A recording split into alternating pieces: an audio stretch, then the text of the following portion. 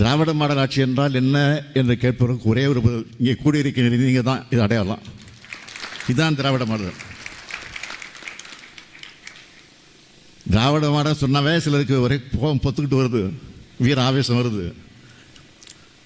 ஆவேசம் வரட்டும், கோபம் வரட்டும், இப்படி சொல்ல தான் திராவிட மாடல் நாங்கள் தொடர்ந்து சொல்லிக்கிட்டே இருப்போம்.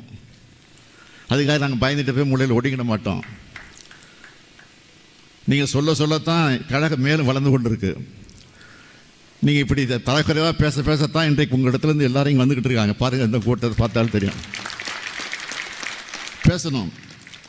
நான் கூட பல நேரங்கள் சொல்வது உண்டு, கவர்னர் ஆளுநராக இருக்கக்கூடிய கவர்னர் அவர்கள் தேவையில்லாத வேலையெல்லாம் செய்கிறாரு, நம்ம எதிர்த்து பேசிக்கிட்டே இருக்காரு,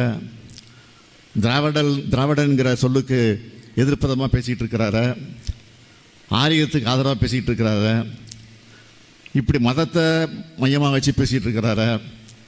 என்னெல்லாம் வருத்தப்படுவது உண்டு. பேசட்டும், அவர் பேச தான் நமக்கு ஆதரவு ராசி ஆகுது. அதனால் சில பேர் கவர்னரை மாற்றுங்கன்னு சொல்லுவாங்க. இது வரைக்கும் சட்டமன்றத்தில் நாங்கள் கவர்னர் மாற்றுங்க தீர்மானம் போட்டிருக்கிறோமா? நாங்கள் போடலை, தீர்மானமே போடலை. அவர் இருக்கணும், இருந்தால் தான் திமுக இன்னும் வளருது. அடுத்த கவர்னர் வரைக்கும் சட்டமன்றத்துக்கு வரணும், ஆளுநர் உரையை நாங்கள் கொடுப்போம். அதை எடுத்து படிக்காமல் வெளியில் போகணும், அதையும் பார்க்கணும், அதை மக்கள் பார்க்கணும். நான் பிரதமரிடத்திலும் அமித்ஷாவிடத்திலும் இங்கிருந்து ஒரு வேண்டுகோள் வைக்கிறேன், தயவுசெய்து கவர்னரை மாற்றாதீங்க, அவரே இருக்கட்டும்.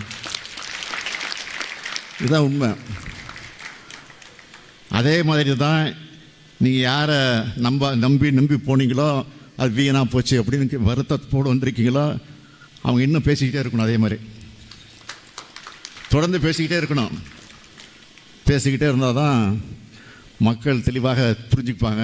மக்கள் எல்லாம் ஆதரவு கொடுக்க மாட்டாங்க. எதை பற்றியும் கவலைப்பட வேண்டியதில்லை. ஒரு பழமொழி சொல்லுவாங்க, சூரியனை பார்த்து என்னென்னு உங்களுக்கு தெரியும்,